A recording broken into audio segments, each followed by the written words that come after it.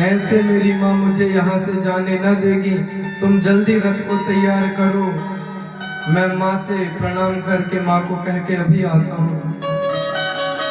सूर्य की किरणें निकली ही थी। यमुना जी में क्रूर जी ने स्नान किया, आए रथ को तैयार किया। कन्हैया ने भी जल्दी जल्दी स्नान किया और जाने की तैयारी करने लगे।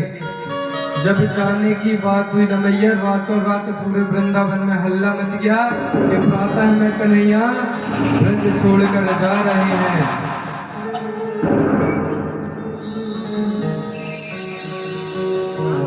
अभी तक कभी कन्हैया ने वृंदावन गोप बालकों को छोड़ के जाने की बात नहीं कही, लेकिन आज अगर जा रहे हैं तो हो सकता है कन्हैया फिर ना आए लौट के।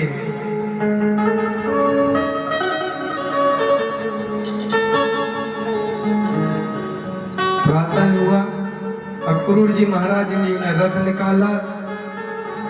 आज कन्हैया जैसे ही रथ में बैठे ना, सारे गोप बालक ग्वालिनी सारी गोपिकाएं रथ के सामने आके खड़े हो गए। अरे कन्हैया कहाँ जा रहे हो, क्यों जा रहे हो?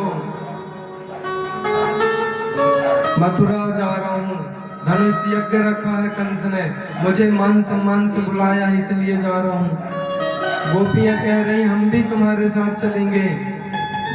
कन्हैया कहते ना, मैं तुम्हें साथ में नहीं ले जा सकता। आज वृंदावन से कन्हैया जब जाने की तैयारी कर रहे हैं ना, तो मानो गोपियों के प्राण जा रहे हैं। एक भी गोपी ऐसी नहीं जो रो ना रही हो, आंख में आंसू न हो। कन्हैया कह रहे हैं मुझे रास्ता दे दो, अगर तुम यहीं विलंब करोगी तो मैं जा कैसे पाऊंगा। सारे सखा सामने आके खड़े हो गए। अरे कन्हैया तुम ऐसे हमें छोड़ के नहीं जा सकते, हम भी तुम्हारे साथ चलेंगे। कन्हैया के बार बार मना करने पर सारे गोप बालक रथ में चढ़ गए। रथ जैसे ही आगे बढ़ा तो वृंदावन की सीमा पर राधा रानी खड़ी हुई थी। लौटकर पलटकर नहीं देखा कन्हैया ने कि माँ का क्या हाल है, गोपियों का क्या हाल है। सारी गोपियां रो रही हैं। माँ रोकना चाह रही लेकिन माँ के गले से आवाज नहीं निकल रही। जैसे पानी के बिना मछली तड़पती है ना, आज यशोदा मैया ऐसे ही तड़प रही है। मैया जैसे ही सामने राधा रानी को देखा, कन्हैया ने कहा ये न जाने देगी। अभी तक जब गोप बालक रोक रहे थे, कन्हैया रथ से नहीं उतरे, लेकिन जब राधा रानी आई तो कन्हैया रथ से कूद गए और राधा रानी से कहते राधे मेरा रास्ता छोड़ो। राधा रानी कहती कहाँ जा रहे हो? कन्हैया ने कहा मैं मथुरा जा रहा हूँ, 2 दिन में आ जाऊंगा। राधा रानी तो जानती थी ना कि ये आज जाएगा, कभी कभी लौटकर वृंदावन नहीं आएगा। ये राधा रानी को भली भांति पता था। 11 वर्ष रहे हैं वृंदावन में कन्हैया। 11 वर्ष के बाद ये मथुरा गए हैं। राधा रानी ने जब रास्ता रोका, कन्हैया जाने की जिद करने लगे, तब आज राधा रानी कहती है कन्हैया सुनो, ये ब्रज वाले झूठ नहीं बोलते थे मेरे से। कन्हैया कहते हैं क्या कहते हैं ब्रजवासी? अरे ये कह रहे थे कि मत कर इतना प्रेम, एक दिन ये छोड़ के चला जाएगा, छलिया है, छल करता है। दादा इसके बिना रह नहीं पाएगी, इतना प्रेम मत कर तू कन्हैया से कि जब ये तुझे छोड़कर जाए तो तू रह ना पाए।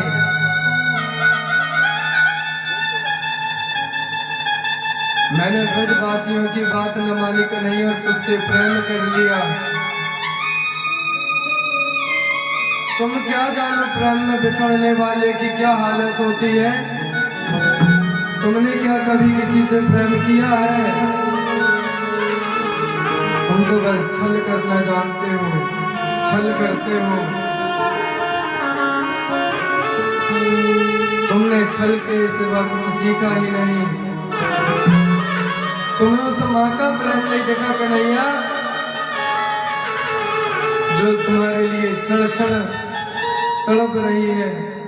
ये गोपियां जो तुम्हारे पीछे तुम्हारे विरह में रो रही है, तुम्हें इनका प्रेम नहीं दिखा? तुम्हें मेरा प्रेम भी नहीं दिख रहा है? ये ब्रजवासी बड़े भोले हैं। तुमने इनके साथ छल किया है कन्हैया। जब तुम्हें ब्रज छोड़कर जाना ही था तो तुमने इन्हें प्रेम करना क्यों सिखाया? ये तो ऐसे ही खुश थे। जब तुम गोकुल वृंदावन नहीं आए थे ना, तो बड़े अच्छे से रह रहे थे। लेकिन जब तुम आए तो तुमने गवार गोपियों को प्रेम करना सिखा दिया। ये प्रेम की भाषा नहीं जानती थी, लेकिन तुमने प्रेम करना सिखा दिया। और जब आज ये गोपियां प्रेम करना सीख गई तो तुम इन्हें छोड़ के जाने लगे। कन्हैया जाना है तो जाओ, लेकिन एक वरदान दे के जाना। कौन सा वरदान राधे? कन्हैया अब अगला जन्म जब होगा ना, मुझे एक वरदान दे दो कि उस जन्म में तुम राधा और मैं कृष्ण बन के आऊंगी। और तब तुम्हें मालूम चलेगा कि प्रेम में बिछड़ना क्या होता है।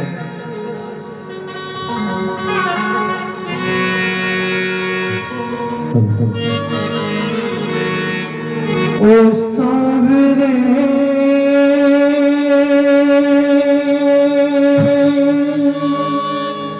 ओ सावरे ओ सावरे ओ सावरे बनो राधा तो ये जानोगे कि कैसा प्यार है मेरा। ओ सावरे ओ सावरे ओ सावरे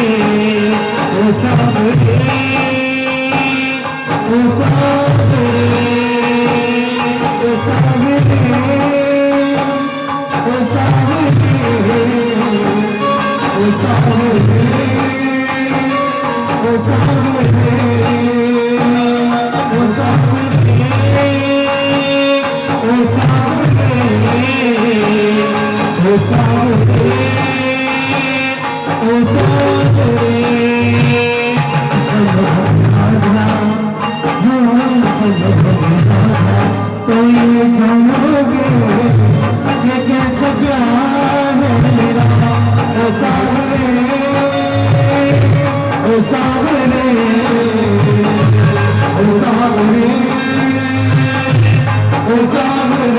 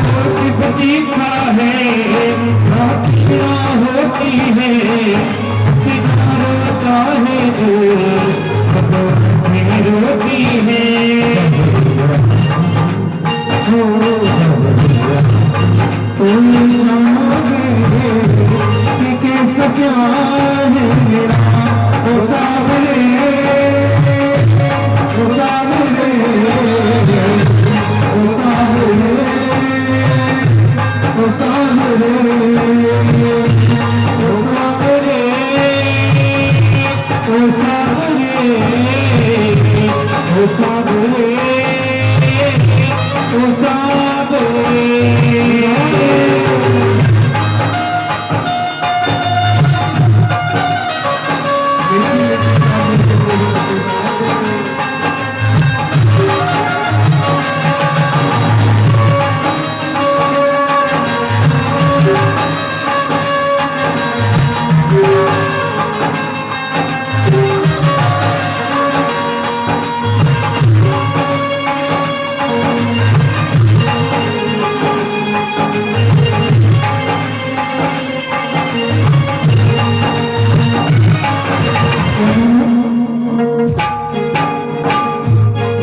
जब कोई सुनेगा ना मेरे मन के टुकड़े, जब ताने सुन सुन कर होंगे दिल के टुकड़े, जब कोई सुनेगा ना मेरे दिल के टुकड़े, जब ताने सुन सुन कर होंगे दिल के टुकड़े, जब कोई सुनेगा ना मेरे मन के टुकड़े, जब ताने सुन सुन कर होंगे दिल के टुकड़े, जब कोई सुनेगा ना मेरे मन के टुकड़े, जब ताने सुन सुन कर होंगे दिल के टुकड़े,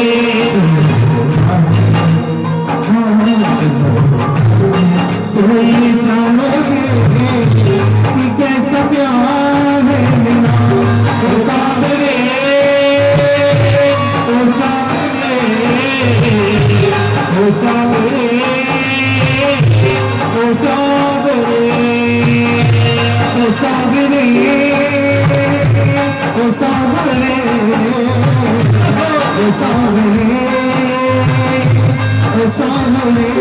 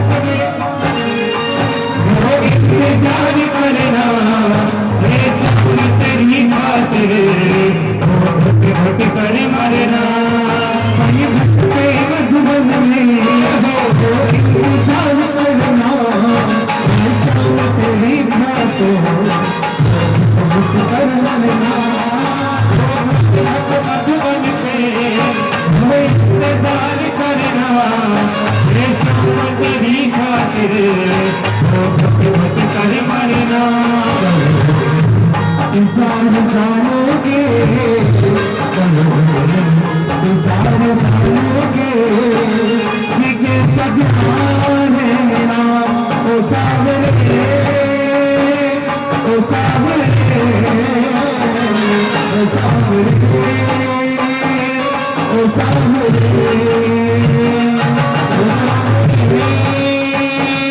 ओ सावरे ओ सावरे ओ सावरे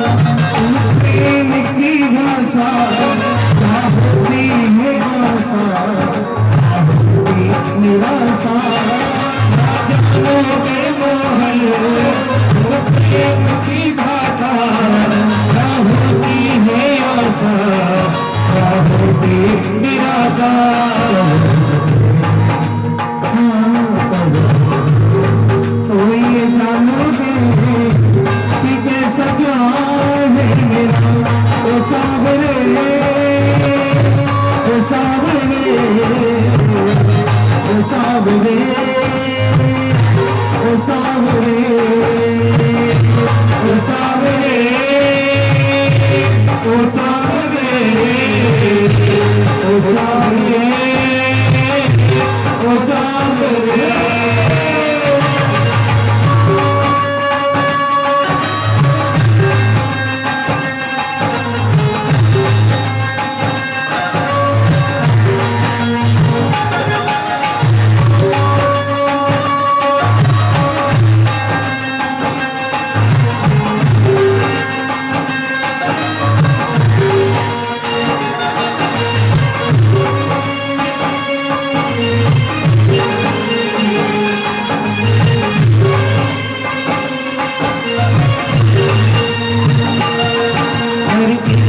दिन मिलके बिछड़ जाए एक दिन मिलके बिछड़ जाए एक दिन किसने बनाई ये रीत रे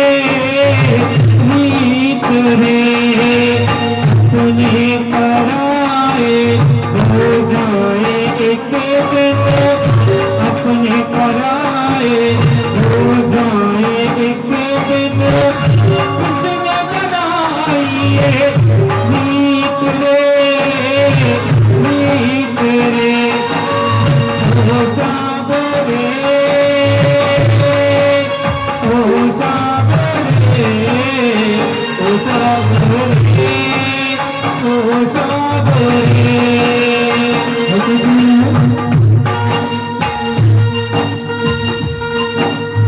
एक तमन्ना है हर फिर से जन्म मिले मैं शाम बनूं तेरा बन के जी अब एक तमन्ना है हर फिर से जन्म मिले मैं शाम बनूं तेरा बन के जी अब एक तमन्ना है हर फिर से जन्म मिले बनू तेरा बन के जिए अब एक तमन्ना है और फिर से कल मिले मैं शाम बनू तेरा तू राधा बन के जिए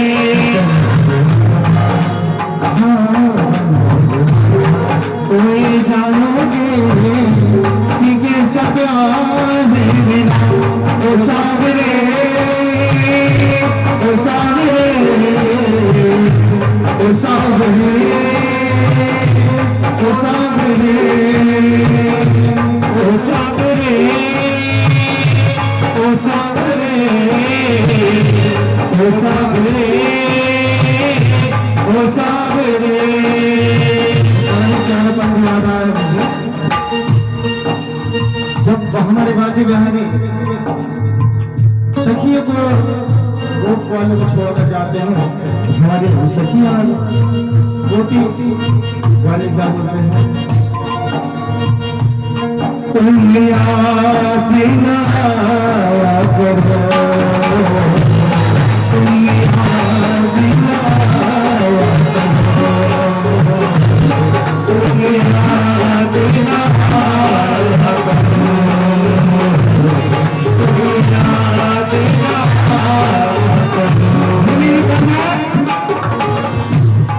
याद आने से पहले तुम जाया करो तुम याद न आया करो तुम याद न आया करो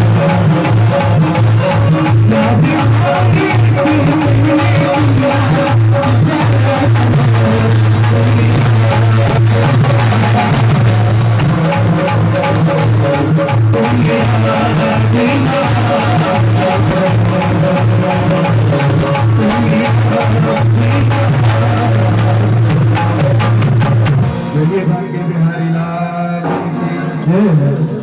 कन्हैया से राधा रानी कह रही है कन्हैया जा रहे हो तो कसम खाओ लौट कर आओगे ना। आज लाला ने झूठी कसमें खाई हैं। ओ मैया लाला ने आज झूठी कसमें खाई है कि राधा तेरी कसम खाता हूं मैं 2 दिन में लौट आऊंगा, पहले जाने तो दे मुझे, बिना गए आऊंगा कैसे। आज मैया राधा रानी की जब सौगंध खाई, कन्हैया को जाने दिया, उसे लगा कि नहीं आज आएगा। आज मेरी कन्हैया वृंदावन छोड़ के हमेशा हमेशा के लिए मथुरा की ओर रवाना हो जाते हैं। गोपियों का, राधा रानी का, यशोदा माँ का बड़ा बुरा हाल है। मालूम है कि आएगा नहीं, झूठी कसमें खा रहा है। इधर जब वृंदावन से कन्हैया चले तो मथुरा में प्रवेश किया। मथुरा में पहुंचने से पहले अक्रूर जी से रथ रुकाया कन्हैया ने कि सुनो, हम यहाँ से पैदल आएंगे, आप रथ लेके जाओ, महाराज जी से कह देना हमारे मामा से कि उनका भरेंज आ गया है। क्योंकि कन्हैया को मालूम था ना कि जैसे ही पता चलेगा कि मैं आ गया हूं तो तल पतल मच जाएगी कंस के यहाँ। कन्हैया ने सबसे पहले अपने जो पुराने वस्त्र थे वो उतारे, धोबी के यहाँ जाके नए वस्त्र लिए। वस्त्र नाप के थे नहीं, फिर दर्जी को पकड़ा, धोबी वस्त्र दे नहीं रहा था। अरे कहाँ के गवार वाले आ गए और राजा के वस्त्र मांग रहे हैं। तो कन्हैया ने थोड़ी बुद्धि दी है, ऐसे नहीं मार के धोबी की बुद्धि ठिकाने लगाई। तो धोबी से वस्त्र लिए, दर्जी देख रहा था रेस से नाटक नहीं करने मारता है, तो दर्जी ने सीधे कपड़े लिए और सीना शुरू कर दिए, इनके नाप के सी दो। दर्जी से वस्त्र सिलाई, धारण किए राजा के वस्त्र। पहुंचे हैं धनुष यज्ञ में, तो सबसे पहले चाणूर और मुष्टिक, सबसे पहले चारों और मुष्टिक को युद्ध मैदान में उतारा। कन्हैया जैसे ही राजमहल में प्रवेश करे तो सबसे पहले चारों मुष्टिक लड़ने को तैयार खड़े थे। एक को बलदाऊ भैया ने और एक को कन्हैया ने युद्ध किया है और दोनों का नारायण हरि हुआ। आगे बढ़े तो एक कुलिया पिंड नाम का हाथी था जिसे मदिरा पान करके छोड़ दिया था। जैसे ही कन्हैया आगे बढ़े, हाथी इनको कुचलने के लिए आ गया। जैसे ही कुलिया पिंड हाथी इनके पास आया तो आज बलदाऊ भैया ने, कन्हैया ने इसका भी नारायण हरि किया। जैसे ही हाथी को मारा है, कंस ने हल्ला मचा दिया, रे कोई तो मारो, ऐसे मेरा काल है, मारो, नंद बाबा को मारो, वासुदेव को मारो, देवकी को मारो, ऐसे लड़के को मारो। तो कन्हैया सबसे पहले धनुष के पास जाते हैं, क्योंकि धनुष जब तक टूटता नहीं कंस मारा नहीं जाता। तो आज कन्हैया ने सबसे पहले जाके धनुष तोड़ा और जैसे ही धनुष टूटा कंस समझ गया भैया अब अपना नारायण हरि है, भागा है कंस। लेकिन भगवान से कोई भाग सका है क्या? बताओ, भगवान से कोई भाग सकता है? तो आज जैसे ही कंस राजमहल के अंदर छुपने गया, जिस भी कमरे में जाके छुपता भगवान वहीं आ जाते।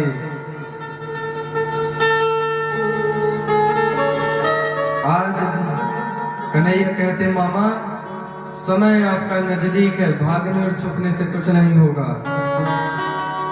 और आज कन्हैया केस पकड़ के मामा के राज सिंहासन के पास ले आए और कह रहे, अरे कंस मामा, तुम्हें तो मामा कहने का भी अधिकार नहीं है। तुमने मेरी माँ के ऐसे ही केस पकड़ के रथ से नीचे उतारा था ना, मेरे पिताजी को ऐसे ही तुमने दंड दिया था ना, आज कंस के केस पकड़ के कन्हैया घसीटते हुए ले आए और कह रहे हैं तूने मेरे भाइयों को मारा है ना, मेरी माँ को कष्ट दिया है ना मामा। और आज उठा के जैसे ही राजमहल से नीचे फेंकते हैं, कंस का नारायण हरि हो जाता है। जैसे ही कंस मृत्यु को प्राप्त हुआ, इनकी पत्नियां अस्थि और प्राप्ति आ जाती हैं। जैसे ही अस्थि और प्राप्ति आई तो कन्हैया हाथ जोड़ के मामियों के पास आकर खड़े हो गए, मामी देखो ना मैं आया और मामा हमें छोड़ के चले गए। अस्थि प्राप्ति की आंख में आंसू तो थे, लेकिन लाला की बहुत बातें सुन रखी थी, तो आज अपने पति के मारे जाने का इतना दुख नहीं हुआ जितना अपने बहन से मिलने का सुख है। इधर कंस के मारे जाने पर मथुरा का जो राजमहल था वह उग्रसेन को सौंपा और अब यहाँ से कन्हैया उज्जैन संदीपनी ऋषि के आश्रम में पढ़ने जाते हैं। इधर जब कंस को मारा, उग्रसेन को राज सौंपा, अब नंद बाबा से कहते हैं कि चलो देवकी और वासुदेव को जेल से मुक्त करें। अपनी माँ को, वासुदेव को जेल से मुक्त किया। नंद बाबा और गोप बालकों से कहा सुनो, अभी मुझे बहुत सारे कार्य हैं, मैं वृंदावन अभी जा नहीं सकता, तुम सब वापस चले जाओ। मैया जब ऐसी बात कही ना तो नंद बाबा कहते अरे लाला मैं तेरी माँ को क्या उत्तर दूंगा कि तेरा लड़का कहाँ है। नंद बाबा से कहते हैं कन्हैया तुम माँ को बता देना कि तुम्हारा लाला बहुत जल्द आएगा, अभी तुम्हारे बेटे को बहुत सारे काम हैं। ऐसा आश्वासन देकर अपने मित्र गोप बालकों को नंद बाबा को वृंदावन की तरफ रवाना कर देते हैं और कहते हैं पिताजी मैं विद्या अध्ययन करने के लिए संदीपनी ऋषि के आश्रम जा रहा हूँ। आज वृंदावन से उज्जैन के लिए भगवान चले हैं, वहीं पर सुदामा से मित्रता हुई, जो की कथा हम कल आपको सुनाएंगे सुदामा जी की। इधर विद्या अध्ययन करके वापस लौट आए मथुरा में। मथुरा में लौटने के बाद एक दिन देवकी ने लाला को भोजन परोसा, माखन मिश्री का भोग लगाया कन्हैया को। जैसे ही माखन मिश्री आज लाला ने देखा है, झरझर आंख से आंसू बहने लगे। क्यों? इसलिए क्योंकि जो माखन मिश्री देवकी माँ ने उसे परोसा था, वो स्वाद उस माखन मिश्री में नहीं था जो यशोदा माँ के माखन मिश्री में था। उन गोपियों के हाथ का जो माखन था, उन ग्वाल बालों के साथ जो मिलके माखन खाने का जो सुख था, जो स्वाद था, वो अब नहीं है। आज कन्हैया ने भोजन छोड़ा और छत में जाकर रोने लगे। मथुरा से खड़े होकर वृंदावन की तरफ निहारने लगे। चाहते तो जा सकते थे, लेकिन मालूम था चला जाऊंगा तो फिर लौट कर नहीं आ पाऊंगा। भैया कन्हैया की आंख में आंसू, रोते हुए इनके मित्र उद्धव ने देखा। जैसे ही उद्धव इनके पास आए, कन्हैया ने तुरंत आंसू पोंछ लिए। उद्धव ने पूछा अरे मित्र तुम रो रहे हो? कन्हैया कहते हैं मित्र आज मुझे मेरी माँ की याद आ रही है, मुझे न गोपियों की, मेरी राधा रानी की बहुत याद आ रही है। उद्धव हो सके तो मेरा एक काम कर दो। उद्धव ने कहा क्या? बोलो मित्र। कहा मैं एक पत्र लिख के देता हूँ, तुम वृंदावन में जाके वो पत्र गोपियों को दे देना, मेरी माँ को दे देना। भैया इधर गोप बालक के जो हाल है ना गोपियों के, वो सहने योग्य नहीं है, क्योंकि कन्हैया ने कहा था कि 2 दिन में आ जाऊंगा। आज सारे गोप बालक प्रातः में उठते हैं, यशोदा माँ के पास जाते हैं, कहते माँ तुम्हारे लाला को हम लेके आएंगे। और जिस रास्ते से कन्हैया गए हुए थे ना, उस रास्ते में जाकर सारे गोप बालक सुबह से खड़े हो जाते हैं। नजर निहारते निहारते शाम हो जाती है, कन्हैया आते नहीं। तो शाम के समय अरे के मोहे ब्रज बसेरते नैया रे उधो, मोहे ब्रज बसेरत नैया है, मोहे ब्रज बसेरत नैया रे उधो, मोहे ब्रज बसेरत नैया, मोहे ब्रज बसेरत नैया रे उधो, मोहे ब्रज बसेरत नैया।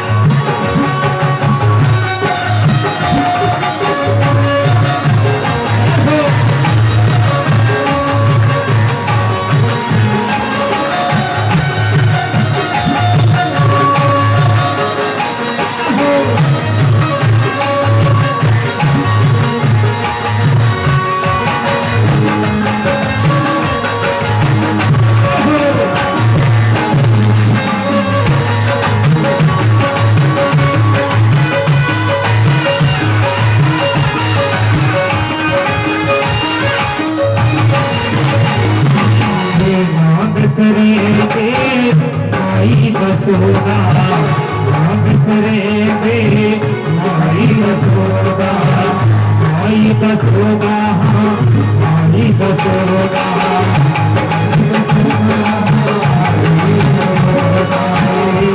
बिसरे बे माई बसोगा, बिसरे बे माई बसोगा, ना बिसरे बे कन्यारी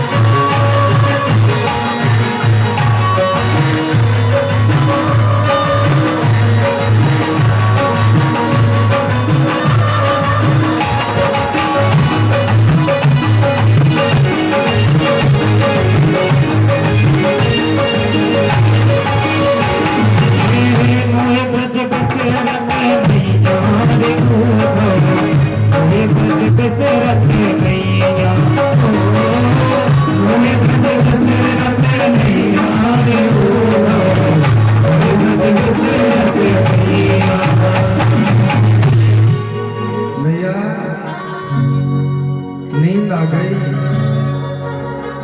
हाँ, तालियों की सेवा भी नहीं हुई। बोली बाके बिहारी लाल की जय हो। आज भैया सारे गोपालक जिस रास्ते से कन्हैया गए हुए थे उस रास्ते में आकर खड़े हो जाते हैं। सुबह से आते हैं, शाम तक खड़े रहते हैं। शाम को लौटकर माँ से कहते, माँ तेरा लाला आज भी नहीं आया। 2 दिन की कह के गया था, परसों की कह के गया था, बरसों बीत गए लेकिन तेरा लाला नहीं लौटा। छल कर गया माँ, वो जो गैया जिन्हें गैया चराने जाया करते थे भगवान, उन गैयों ने चरना बंद कर दिया, बछड़ों ने अपनी माँ का दूध पीना बंद कर दिया। जो माखन मिश्री गोपियां लाला को खिलाया करती थी, रोज ने तुम नया माखन बनाती, लगता कि आज कन्हैया लेने खाने आएगा माखन। जब कन्हैया माखन न खाने आए शाम तक ले जाके फेंक दिया करती थी, लेकिन खाती नहीं थी। उन गोपियों को आस थी कि मेरा लाला जरूर आएगा, लेकिन लाला लौटा नहीं। इधर कन्हैया ने जब उद्धव से कहा कि मेरा पत्र ले जाकर गोपियों को दे दो, तब उद्धव कहते अरे कन्हैया, मैं बृहस्पति गुरु का शिष्य, वेद वेदांत की भाषा जानने वाला, क्या वो अनपढ़ गंवार गोपियां मेरी भाषा समझ पाएंगी? कन्हैया कहते तुम सही कह रहे हो उद्धव, तुम्हें बहुत ज्ञान है, लेकिन वो गंवार गोपियां वो ग्वाले, उन्हें कुछ सरल भाषा में बताने का प्रयत्न करना। वो अनपढ़ है, वो तुम्हारे वेद वेदांत की भाषा नहीं समझेंगे, थोड़ी सरल भाषा में बताने की चेष्टा करना। आज उद्धव जब जाने लगे मथुरा से वृंदावन, तब कन्हैया ने अपनी पीताम्बरी दे दी, कहा सुनो ये पीताम्बरी रख लो, ये पीताम्बरी रखे रहोगे ना तो मेरे सखा मेरी गोपियां तुमसे बात करेंगी, अन्यथा नहीं तो वो गोपियां किसी से बात करना पसंद नहीं करती। जब ये पीताम्बर तुम्हारे पास देखेंगी ना तो समझ जाएंगी कि तुम कृष्ण के सखा हो। आज जब उद्धव चले हैं मथुरा से वृंदावन की ओर, शाम का समय था, एक रथ आता हुआ दिखा, सारे गोप बालक इंतजार कर रहे थे कि कन्हैया आएगा। जब एक रथ आता हुआ दिखा तो सारे गोप बालक चिल्लाने लगे, अरे कन्हैया आ गया, कन्हैया आ गया। दौड़ लगा दिए रथ के तरफ। मधुमंगल से भी कहा चल कन्हैया आ गया। मधुमंगल रूठ कर गुस्सा होकर बैठा था, अरे मैं उस छलिया से नहीं मिलूंगा जब तक वो मुझे मनाएगा नहीं, मैं गुस्सा हूं उससे। ऐसे भी भला कोई छोड़ के जाता है? मैं नहीं जाऊंगा जब तक वो मुझे मनाएगा नहीं। लेकिन भैया जैसे ही रथ कुछ नजदीक और आया, मधुमंगल ने दौड़ लगा दी, अरे रूठना रोना तो मैं बाद में भी कर लूंगा, बरसों का बिछड़ा मेरे कन्हैया में मिल तो लूं। और जैसे ही मधुमंगल रथ के पास पहुंचा है तो कन्हैया होता तो मधुमंगल से मिलता। जब मधुमंगल रथ के पास पहुंचा तो क्या दिया, अरे ये तो कन्हैया नहीं, ये तो और कोई है। फिर आज कन्हैया ने छल कर दिया हमारे साथ, ये कन्हैया नहीं हो सकता। कन्हैया होता तो रथ से कूद के मुझे गले से लगा लेता। अरे ये कन्हैया नहीं है, ये तो कोई छलिया है जो छल करने आया है। उद्धव ने जब गोप सखाओं का जब यह स्नेह प्रेम देखा तो उद्धव जी को पहले ज्ञान का बड़ा अभिमान था। वृंदावन में पहुंचने से पहले ही उनका अभिमान चकनाचूर हो गया। गोप बालकों का प्रेम देख के सारे गोप बालक रोने लगे। आज उद्धव जी पूछ रहे, रे नंद बाबा का घर कहाँ है बता दो। तब एक सखा कहता, सुनो ये जो पानी बह रहा है ना, इस पानी के रास्ते चले जाओ। आजकल नंद बाबा का घर का रास्ता बड़ा सरल हो गया है, तुम इस पानी के रास्ते से चले जाओ। इस पानी का उद्गम जहाँ होगा समझ जाना वही यशोदा मैया का घर है, नंद भवन है। उद्धव ने पूछा, ये पानी वहां से क्यों आ रहा? कहीं तुम चले जाओ, तुम्हें पता चल जाएगा। उद्धव जी जब उस पानी के रास्ते से गए ना, नंद भवन में जाके देखा तो बीच में यशोदा मैया बैठी हैं, चारों तरफ गोपिकाएं बैठी हैं और कृष्ण की याद में विरह में रो रही हैं। कृष्ण ने जो लीलाएं की एक दूसरे से बता रही हैं और रो रही हैं, आंख से वो आंसू की धारा बह रही है। भैया यमुना का पानी खारा क्यों पता है? उसमें उन गोपिकाओं का वो अश्रु जल जो है यमुना जी में मिल गया है। आज उसी जल के कारण आज भी यमुना का जल खारा है। भैया जैसे ही उद्धव नंद भवन में पहुंचे हैं, रथ की आवाज यशोदा माँ को सुनाई दी, लगा कन्हैया आ गया है। बीच सभा से उठ के दौड़ के भागी, अरे कन्हैया आ गया, कन्हैया आ गया। खुशी की लहर दौड़ पड़ी, लेकिन जैसे ही बाहर आके देखा तो अरे ये तो पल भर की खुशी थी, ये कन्हैया नहीं, ये तो और कोई है। पूछा भाई तुम कौन हो? तब उद्धव कहते हैं माँ मैं तुम्हारे पुत्र का सखा गुरु बृहस्पति का शिष्य उद्धव हूँ। यशोदा माँ पूछती है क्यों आए हो यहाँ?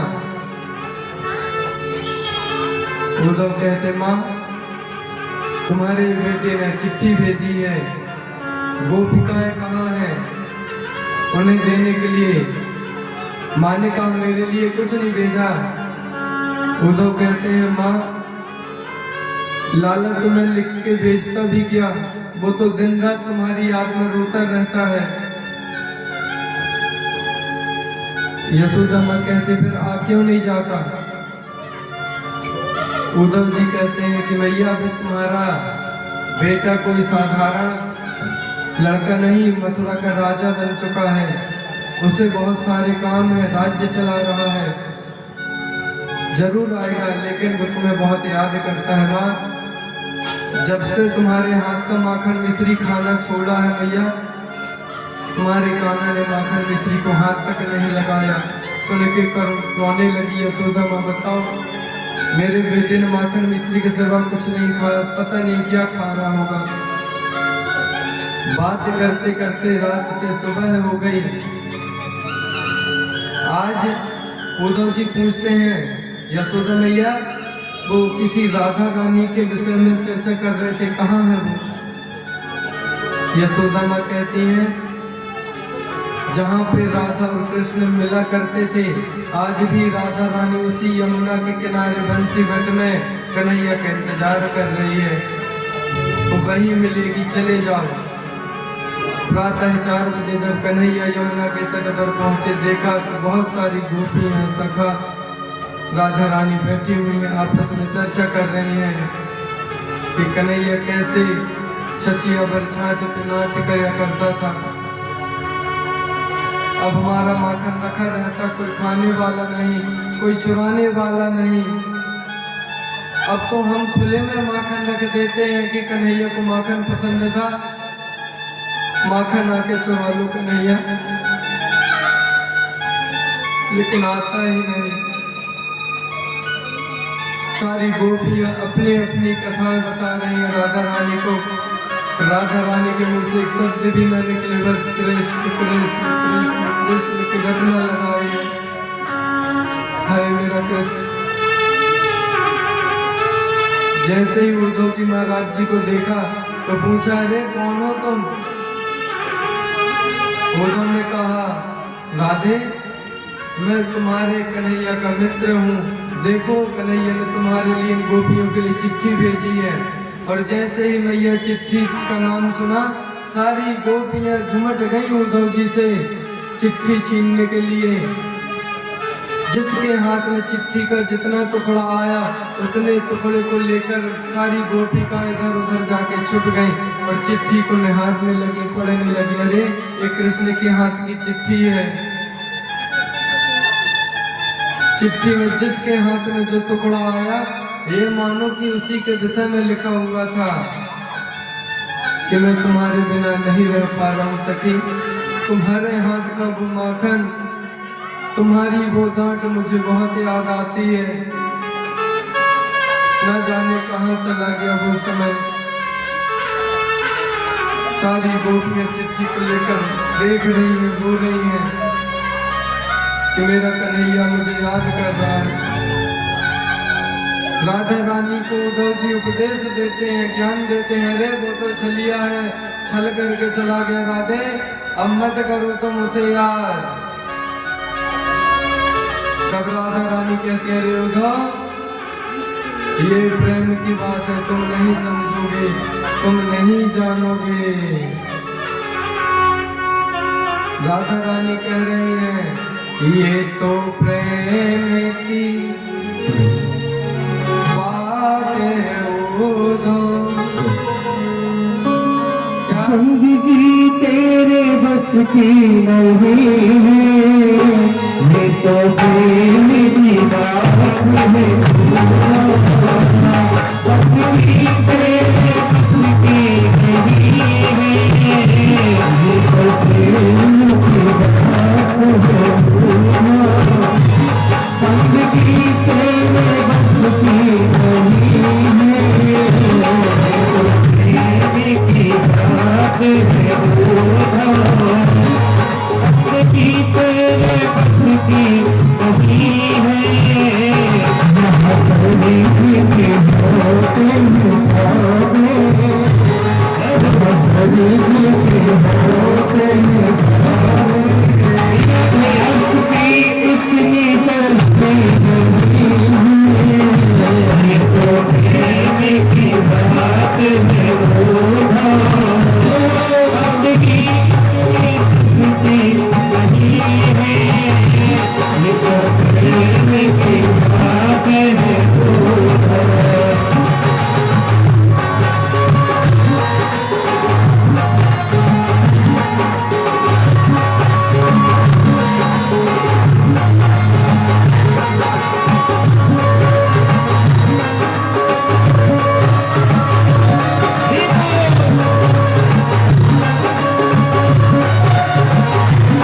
बस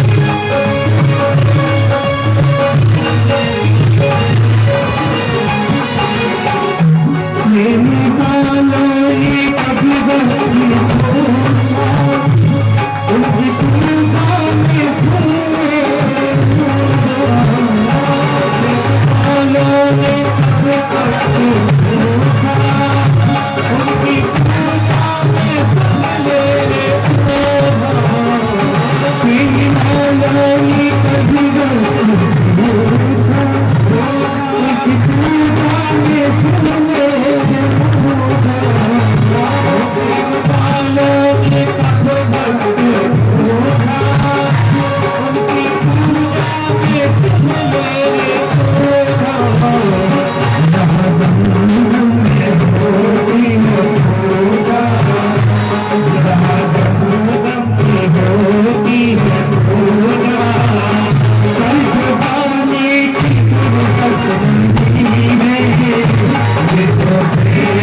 है,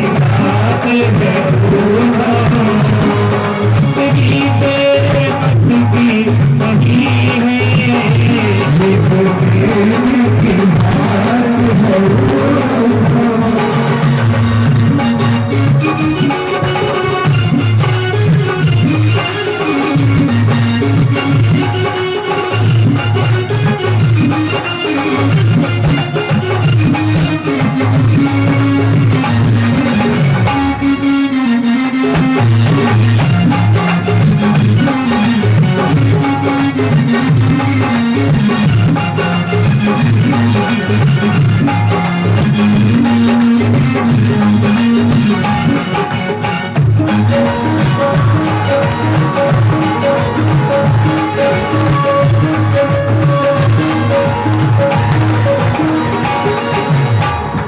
जो असल में है मस्ती में डूबे,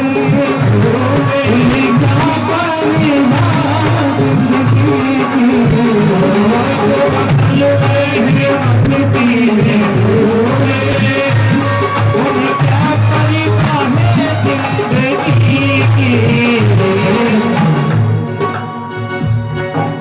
असल में दो चीज पूछूंगा, घुटने किस किस की तरफ दे रहे हैं? किसी की नहीं दे रहे, खड़े हो जाओ। घुटने का रखा हुआ है, आप खड़े हैं सभी लोग खड़े हैं अपनी जगह में खड़े हो सभी लोग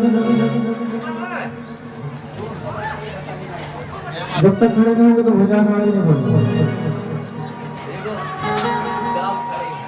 जल्दी पहले चरित्र तो देख ले कौन सा चल रहा है, कहूँ भी खड़ो कर दे।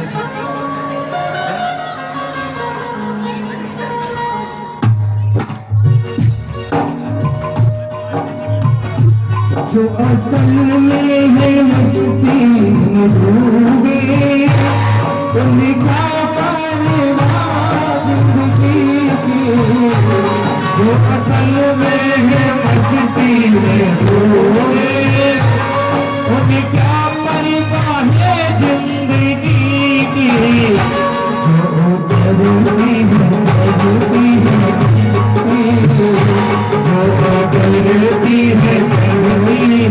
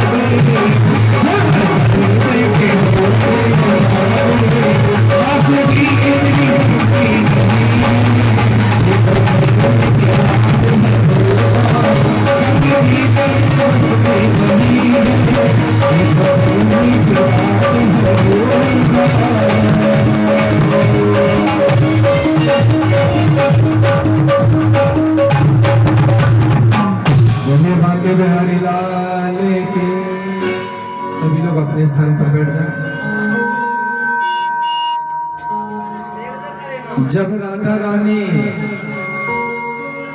उद्धव समझाने लगे तो राधा रानी कहती है, अरे उद्धव ये तो प्रेम की बात है, ये कहाँ ज्ञानियों को समझ में आएगी, तुम कहाँ वेद वेदांत को जानने वाले, प्रेम की भाषा तुम्हें क्या समझ में आएगी, तुम क्या जानो प्रेम क्या होता है। हाँ तुम्हें क्या पता प्रेम किसे कहते हैं। आज जब गोपियों से राधा रानी से जब उद्धव जी ने कृष्ण की कथा सुनी ना, तो कृष्ण से कह के आए थे कि मैं एक दिन से ज्यादा नहीं रुकूंगा वृंदावन में, लेकिन भैया एक दिन की छोड़ो कन्हैया 6 महीने राधा रानी के पास में रुके रहे। आज ये वही उद्धव है।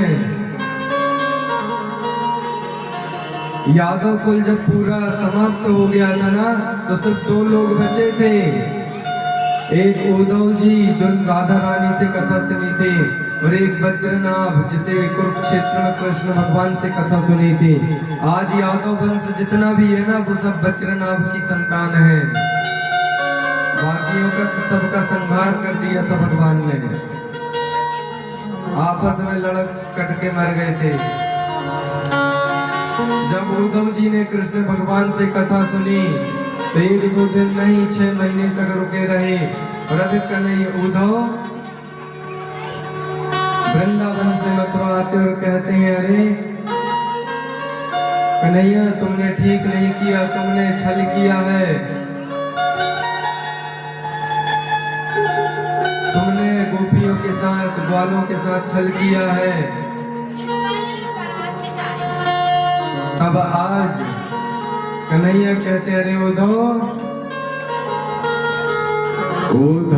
सीधे हो गए, सुन गोपिन के बोल,